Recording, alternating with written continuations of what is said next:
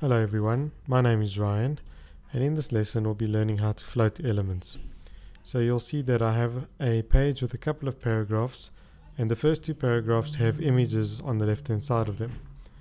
I would love for the text to be able to flow naturally around each of these images, and one way of doing that is to use the float element in CSS. So let's see how we can go about doing this.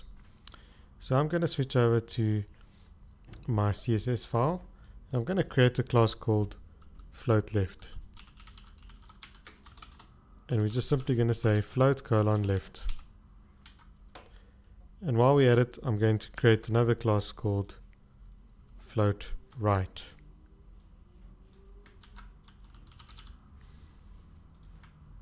Then I'll switch back to the HTML, and I will assign this image a class of float left, and I'll assign this image a class of float right. What this will do is it will remove the image from the normal document flow and try and push it as far left as possible within its parent container. So the parent container of this image is this paragraph. So it will float as far left as it can within the paragraph, and all the text will flow naturally around it. Whereas the second paragraph, because we're using float right as our class, the image will go as far right as possible within the paragraph, and the text will flow naturally around that. So there we can see in our first paragraph, I've got the picture with the text floating around it. And in the second paragraph, I have the picture floating to the right with the text on the left of the picture. So now I would like to just give a bit of a margin to each of these pictures, just so that the text isn't touching the picture. So we'll just switch over to our CSS, and we'll add a margin. So I'll add a right margin when we're floating left, and then I will add a left margin when floating right. So let's take a look. Now it looks much better. The text is not touching the picture in either case.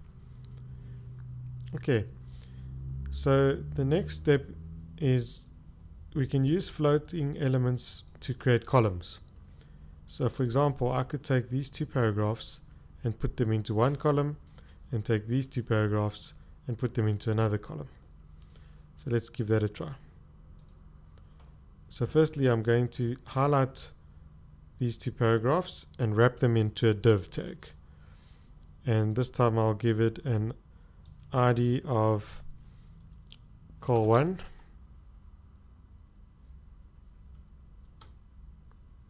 and then I'll take the next two paragraphs and wrap them into a div and give them an ID of col2.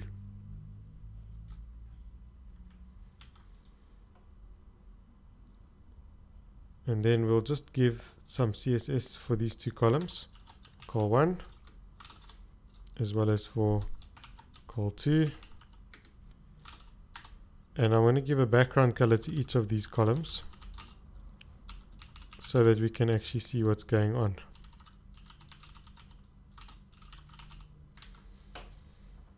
So let us have a look at this. There we go. So we've got yellow and we've got orange. Next step is to give them a width. So let me give first column a width of 400 pixels, and I'll then give the second column a width of 400 pixels. So you can see now each of these columns is set to 400 pixels, and I think I should give a little bit of padding to each of these columns on all sides.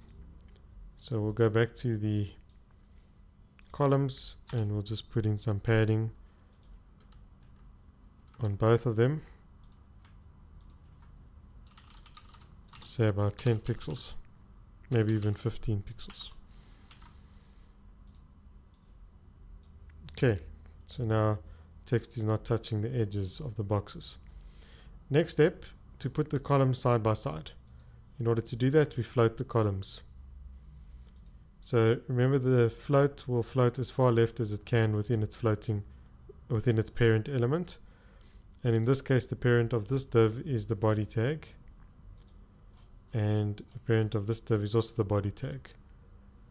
So let us set the float property to left.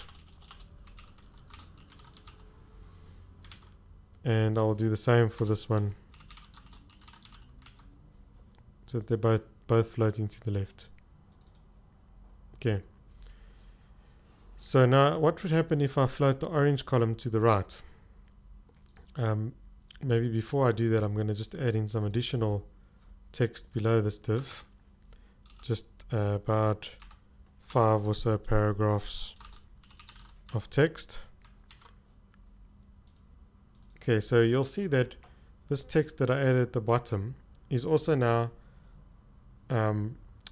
wrapping itself on the right hand side to fill the available space.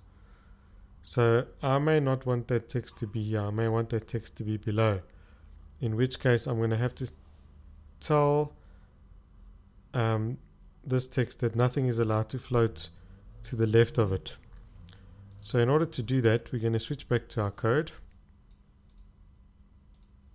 and in this paragraph I'm going to create a class called clear left, and then in the CSS I'm going to make a class for that, clear left, and then I'm going to set the clear property to left.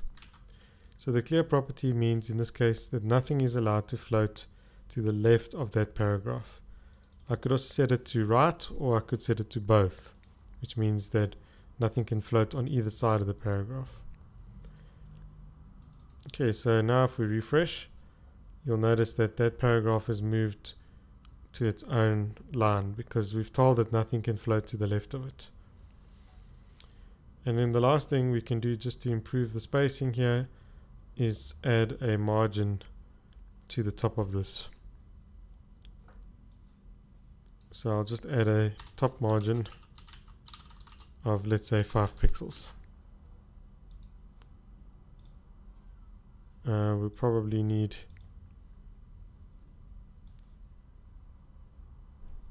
maybe we need a bottom margin rather on the previous. Okay, so let's put a bottom margin.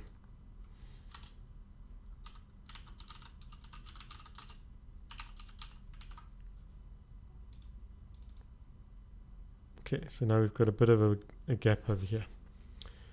And then the heights of the two columns, we can set them to be the same. So I'll just have to measure to see what the height is. So if I click on column 2, which is obviously the bigger of the two columns, I can see that it has a height of 354 pixels. So then I will need to do the same thing for column 1.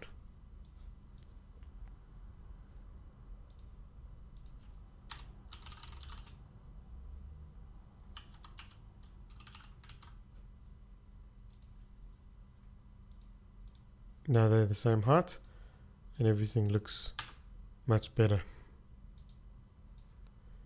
So that ends our lesson on working with floating elements.